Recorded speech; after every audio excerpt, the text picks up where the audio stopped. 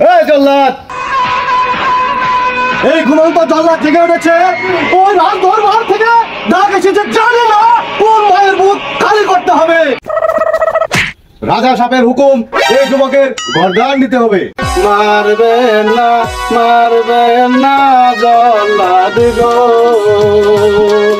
ও ও জল্লাদ মারবেন না আমার। তোমাকে যদি হত্যা না করি তাহলে রাজামশাই আমাকে গর্দান দিয়ে দেবে। হাতে ধরি পায়ে পড়ি গো, ও ও জল্লাদ মেরো না আমায়। না, তোমাকে যে আমাকে মারতেই হবে। আমায় যদি মারো তুমি গো, আমার বাচ্চা ইতিম হবে। কি, তোমার বাড়িতে ছোট বাচ্চা আছে?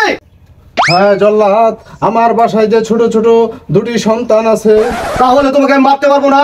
তুমি যাও, এই রাজ্য ছেড়ে অন্য রাজ্যে পালিয়ে যাও। বিদায় জল্লাদ, বিদায় জল্লাদ। তাহলে রাজামশাইকে কি জবাব দিবে জল্লাদ?